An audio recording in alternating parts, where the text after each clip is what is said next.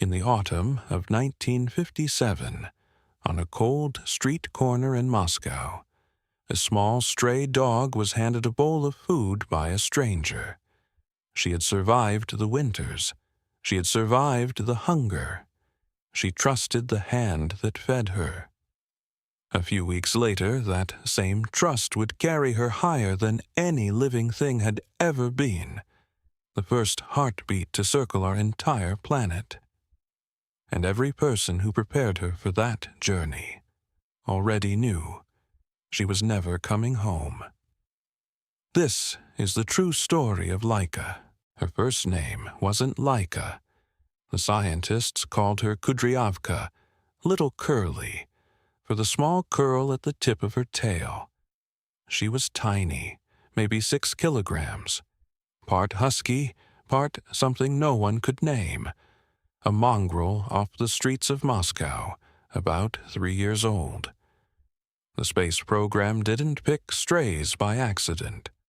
A dog that had already lived through a Moscow winter, had already learned to endure the cold, and the hunger, and the fear, and keep going anyway. They were looking for a survivor. They found a gentle one. When she was first introduced to the public over the radio, she barked, and the name stuck. Laika. In Russian, it simply means the one who barks. To understand why she was sent up, you have to understand the year. On the 4th of October, 1957, the Soviet Union launched Sputnik 1, the first man-made object ever to orbit the Earth. The world was stunned, and Nikita Khrushchev wanted more. He wanted a second satellite in the sky by the 7th of November, the 40th anniversary of the revolution. That gave his engineers barely 3 weeks. There was no time to invent a way to bring a spacecraft safely back down. That technology simply didn't exist yet. So the whole mission was built around one brutal fact. Whatever went up would stay up. 10 dogs became 3. 3 became 1.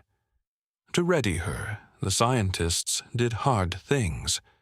They kept her in cages that grew smaller and smaller, for days at a time, until she could barely turn around. They spun her in centrifuges to mimic the force of the launch.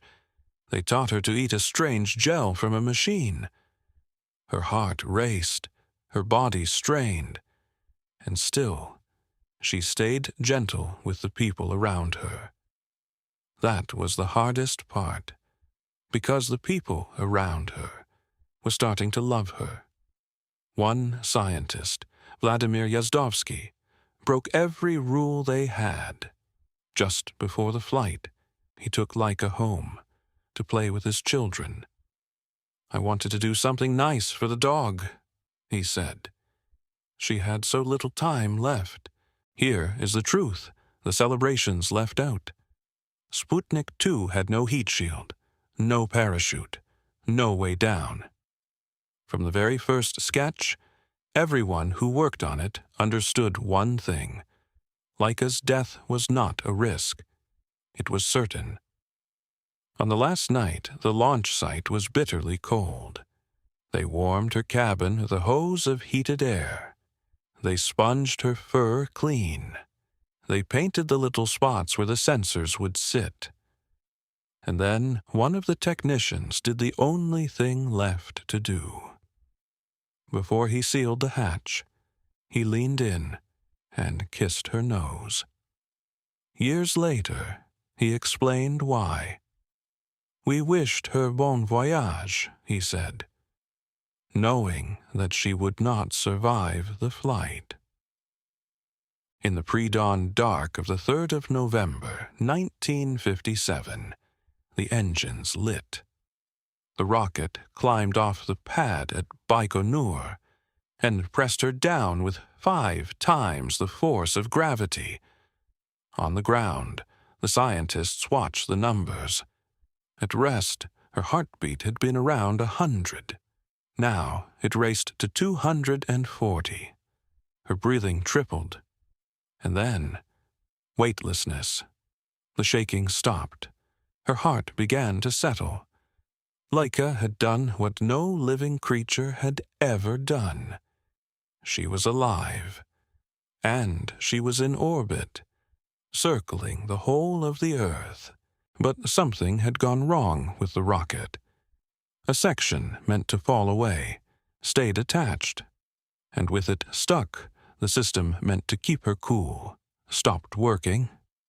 Inside the cabin, the temperature climbed, past comfortable, past bearable, toward 40 degrees. Laika did not last for days, the way the world was told.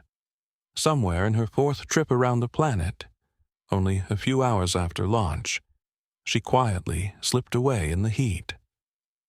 For 45 years, the Soviet Union let a kinder story stand. That she had lived peacefully for almost a week, that she had drifted off without pain. The truth only came out in 2002, when one of the scientists finally spoke. She had not been up there for long, but at the end, she was up there alone. The world did not stay quiet about it. In Britain, dog lovers held a minute of silence. For every day they believed she was still up there. For the first time, her flight forced people to ask a hard question. What do we owe the animals we send ahead of us? 3 years later, 2 dogs, Belka and Strelka, went to orbit and came home alive because of what Laika's flight had taught them. And not long after, a man named Yuri Gagarin followed the very path she had traced and returned safely to Earth. Every human who has ever looked down on our world from above followed a small stray dog who went first. In 2008, Moscow finally built her a monument, Laika, standing on top of a rocket. And one of the scientists who sent her up spoke for many of them near the end of his life. The more time passes, he said, the more I am sorry about it. We should not have done it. She never chose the sky, but she opened it for everyone who came after. Next time, another small stray no one wanted. But this one didn't go to space. He went to war. A lost puppy who followed soldiers into the trenches of the First World War, and came home the most decorated dog in American history. The story of Sergeant Stubby.